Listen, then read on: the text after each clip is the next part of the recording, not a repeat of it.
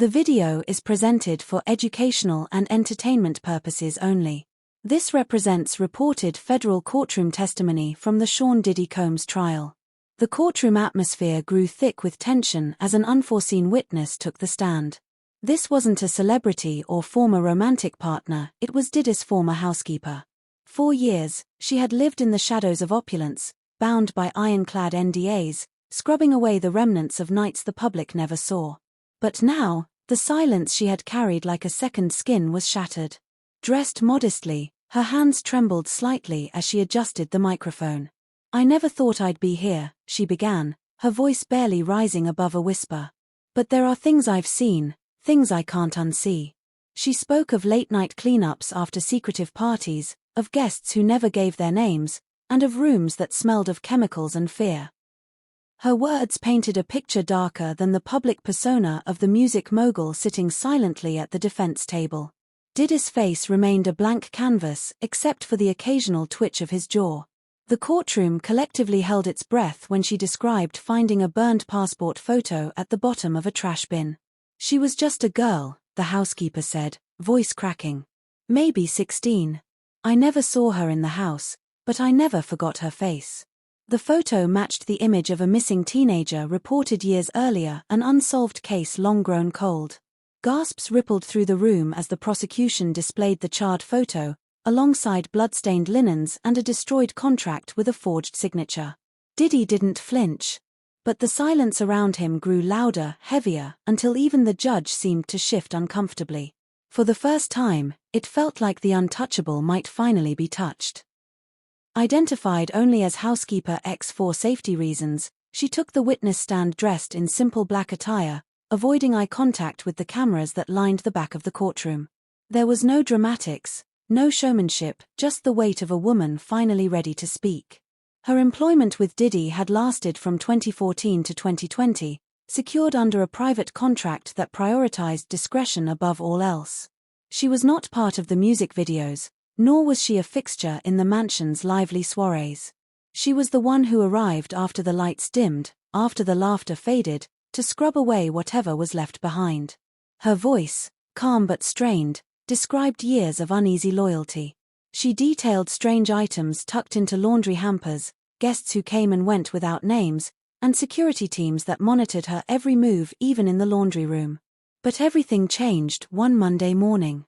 It was 6:15 a.m. when she arrived at the Beverly Hills estate after what had been described on the staff calendar as an after party, a phrase that typically meant chaos. But that morning, the house was unnervingly still. No residual bass thumped through the walls. No chef prepped omelets in the kitchen. The air was heavy and silent, as if the mansion itself was holding its breath. "I thought maybe everyone had already left," she testified. "But then I started to clean." She described walking through the ground floor, overturned furniture, broken glass, the strong scent of bleach lingering in odd places. And then, in the upstairs guest suite, she found a towel soaked through and tucked under the mattress as if to hide something. Near it, on the dresser, a scorched edge of what looked like a photograph. She almost threw it out before seeing the faint outline of a young girl's face, half-burned but unmistakably real. The courtroom remained silent, every listener caught in her quiet, steady recounting. This wasn't tabloid gossip. This was testimony. And it was only the beginning. During routine trash removal on a quiet Tuesday morning, housekeeper X encountered something she couldn't ignore. Behind the guest house, tucked between garden tools and discarded catering trays, was a burn can still warm to the touch. It emitted an odor she would never forget, a nauseating blend of melted plastic, scorched paper, and something far more acrid, almost organic. She paused, hesitant, then lifted the lid. Inside, the ashes told a story no one was meant to read. She sifted gently with her gloved hands and uncovered fragments, twisted pieces of melted photo frames, charred paper edges, and a partially scorched manila folder, its label erased by flame. But what stopped her cold was a passport photo, half destroyed, the lamination curled from heat. It showed the face of a teenage girl. Young, smiling, and now missing.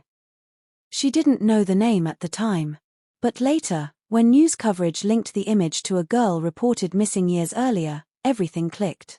She brought the evidence to her supervisor, but it vanished within hours. That was when she began documenting everything, quietly, methodically, afraid yet determined. In court, prosecutors dubbed it the House of Ashes. The imagery stuck, becoming the symbolic center of their case. And at the heart of it all stood housekeeper X, once invisible, now the prosecution's most compelling witness. Her testimony peeled back layers of glamour to reveal a chilling undercurrent.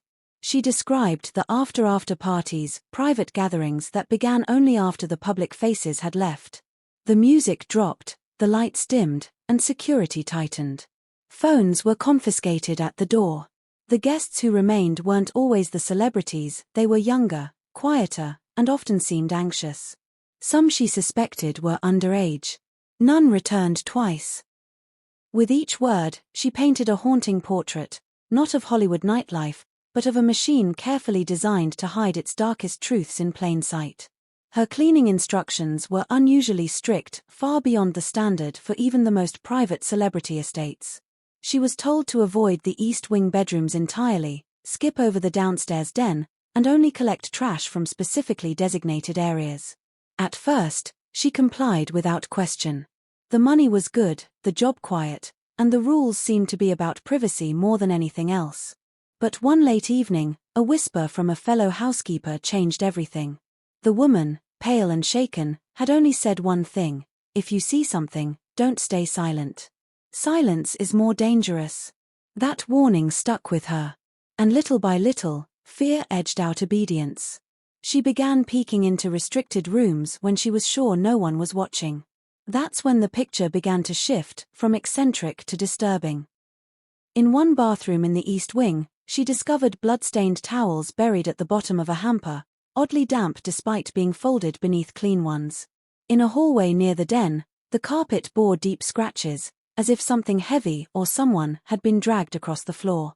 But nothing compared to what she found behind a locked utility closet one morning, a room stripped of furniture except for a single table, low and wide, covered in melted candle wax. Burned photographs were scattered on its surface alongside shards of broken glass, feathers singed at the ends, and what she was certain were stains of dried blood. It looked ceremonial, ritualistic. Then, it was gone. A week later, it was back, arranged differently. Sometimes the photographs changed. Sometimes there were new feathers, new objects. It vanished and reappeared as if on a schedule she could never predict.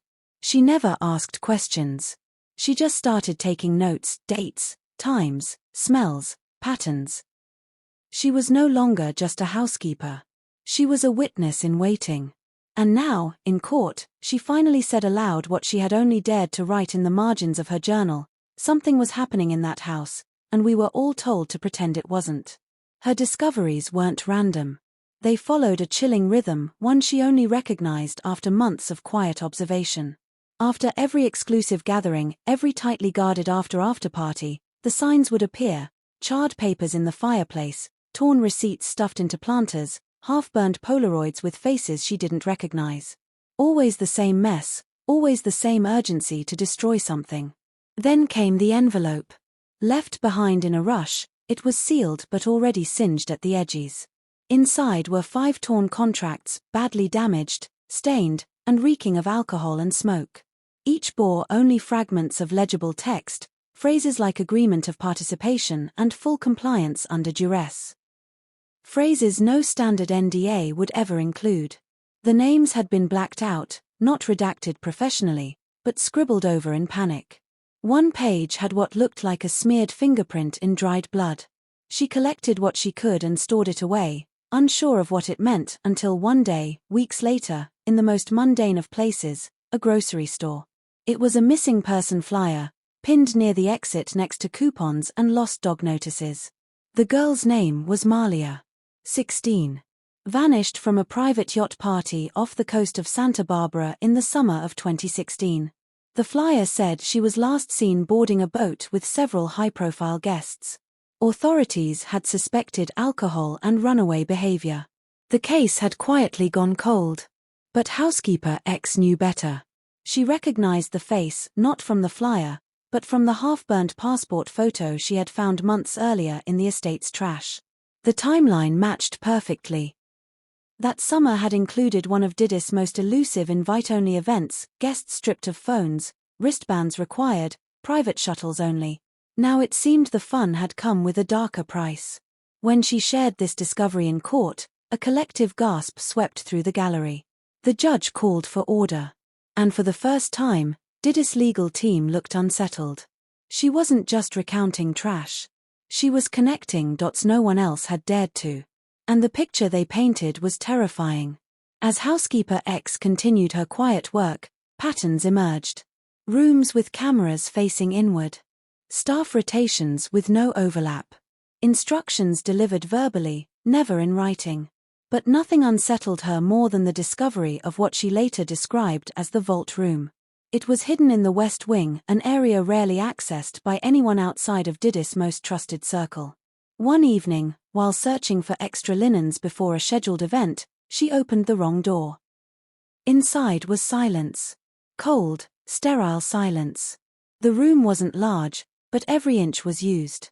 Floor-to-ceiling metal shelves lined the walls, filled with hundreds of mini-DV tapes, flash drives, and micro-SD cards, each meticulously labeled by date and event code.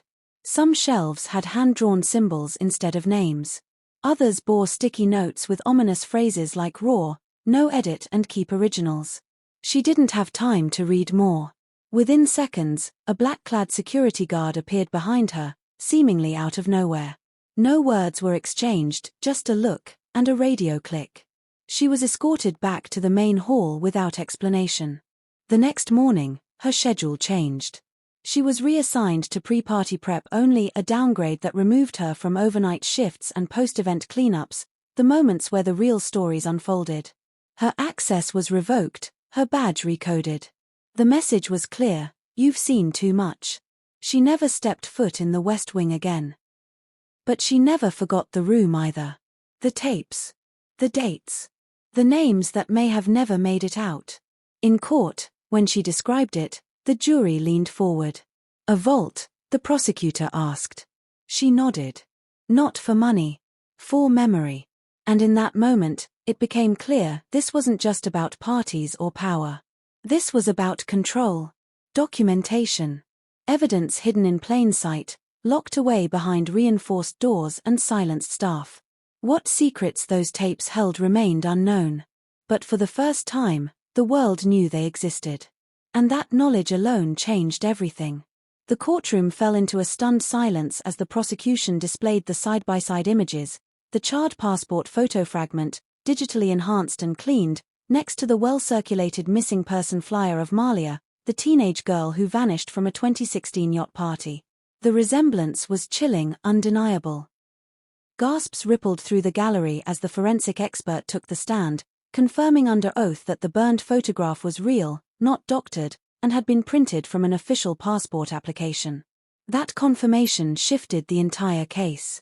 What had begun as accusations of celebrity misconduct suddenly evolved into something far more disturbing, an active missing person investigation. Then came the recordings. The prosecution unveiled a series of audio clips, confidential interviews with former staff members, their voices altered for protection. One after another, they described a deeply controlled environment. Phones were surrendered at the door. Guests were monitored. Security operated with military precision. And they all mentioned the same thing: Room 17. Though never listed on blueprints, staff whispered of its existence, a hidden chamber, accessible only to top-level personnel. According to one former chauffeur, Room 17 was where problematic guests were taken. Those who wanted to leave early, who asked too many questions, or who witnessed something they shouldn't have. What made it more terrifying was what the room supposedly held: a wall of locked file cabinets, stuffed with NDAs, compromising photographs, and personal records, everything needed to silence someone permanently. Some believed it was a control center. Others thought it was a vault of blackmail. For the first time, the jury wasn't looking at a celebrity on trial, they were staring at the shadowy infrastructure of something far more calculated, more predatory. The prosecution paused for effect, then spoke clearly. This isn't just about Diddy. It's about the system he built, and the secrets it was designed to bury. The testimony took a haunting turn when the conversation shifted to Kim Porter's sudden death in 2018. Housekeeper X, her voice trembling for the first time, recalled stumbling upon a folder tucked behind cleaning supplies in a locked linen closet. It was labeled simply, K-Final. Inside, she found scattered pages, handwritten notes, medical forms, and what appeared to be a draft letter. But what struck her most was a voicemail accidentally played from an old answering machine she was asked to discard. It was Kim's voice, urgent, afraid. "They know I'm going to talk," Kim said, voice shaking. "I just don't want to die for it." The courtroom sat frozen. A mother, a longtime partner, possibly silenced. The prosecution let the moment hang, the words echoing like a warning not just from the past, but for anyone else still afraid to speak. In her final moments on the stand, Housekeeper X reached into a worn tote bag, pulling out a sealed evidence bag she had safeguarded for years in a remote storage unit. Inside were burned Polaroids, their edges curled and blackened, partially melted memory cards, warped but intact, and yellowed handwritten notes, meticulously listing names and dates. Some crossed out, others circled with ominous care. She called it her insurance. "This isn't just trash," she said softly, "it's proof. Proof too dangerous to destroy, but too frightening to share until now." Her voice carried the weight of years spent hiding in plain sight. The courtroom absorbed the gravity of her words, realizing this collection wasn't just evidence, it was a lifeline, a last hope for truth in a world built on silence. The impact of the testimony was immediate and devastating.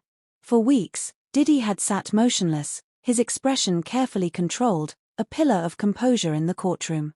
But as Housekeeper X laid out her final evidence, those burned Polaroids, the melted memory cards, the damning notes, the atmosphere shifted. Suddenly, without warning, Diddy rose from his seat. He whispered hurriedly to his attorney, his voice tense and low, then turned and walked briskly toward the exit. The murmurs in the courtroom grew louder, the judge pounding the gavel in an attempt to regain order. "Court is in recess," the judge announced, voice firm but edged with disbelief. 2 hours passed. When the session resumed, Diddy's seat remained conspicuously empty, an absence louder than any statement. The courtroom was left to wonder, was this a retreat, a surrender, or the calm before a storm yet to come? What began as testimony from an overlooked domestic worker quickly became the cornerstone of one of the most shocking moments in recent celebrity courtroom history. It was a stark reminder that the most powerful truths often don't come from stars or insiders, but from those who quietly witnessed, who cleaned up the aftermath of hidden horrors no one wanted to see. Her courage to break decades of silence didn't just shift the case, it transformed it. What started as allegations of misconduct unraveled into something far more sinister, with ripples reaching far beyond the original charges. In the end, it was her voice, the voice of the unseen and unheard, that may have finally exposed the darkest secrets powerful figures believed were buried forever.